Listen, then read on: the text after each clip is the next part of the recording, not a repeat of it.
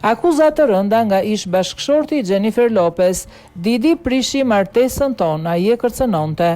Ish bashkëshorti i Jennifer Lopez, Ojani Noa, ka rikthyer në vëmendjen e mediave të huaja një histori të vjetër dashurie dhe tradhtie. Ai ka thënë së fundmi në një intervistë të fortë për The Sun, ku pretendon se romanca e fshehtë e këngëtares me reperin Didi ishte shkaku kryesor i shkatrimit të martesës së tyre. Aktori kubanes është shprehur se martesa e tyre në fund të viteve 90 po shkonte shkëlqyeshëm derisa Jennifer filloi punën me albumin e saj të parë, ku Didi shërbente si producent. Për shkak të angazhimeve profesionale, Noa në Los Angeles dhe Lopez në New York dhe Miami, distanca hapi rrugën për dyshime. Shoqëria nga hotelet e Miamit më merrte në telefon dhe më thoshte se i kishim parë bashkë. Jennifer e mohonte, por gjithçka shpërtheu kur pash një foto të saj në prerin e Didit, është shprehur 52 vjeçari.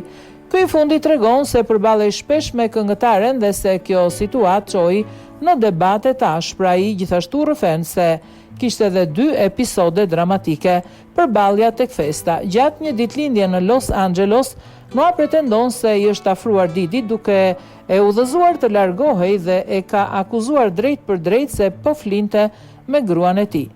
Tensioni tek shtëpia e Jennifer Lopez.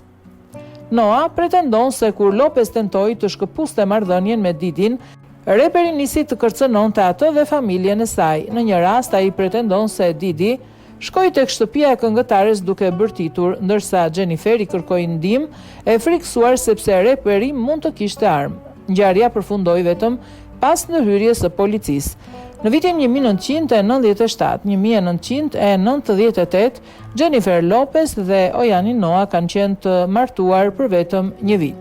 1999, 2001, lidhja Lopez me Didin u bë zyrtare pak kohë pas ndarjes nga Noa dhe zgjati deri në vitin 2001. Gjatë kohës që ishin bashkë, Lopez dhe Didi u përfshin në një incident të bujshëm me të shtëna me armë në New York, ku këngëtarja u shoqërua nga policia, por u shpall e pafajshme. Deri më tani, as përfaqësuesit e Jennifer Lopez dhe as ata të Didit nuk kanë bërë ndonjë koment publik për të reaguar ndaj këtyre deklaratave.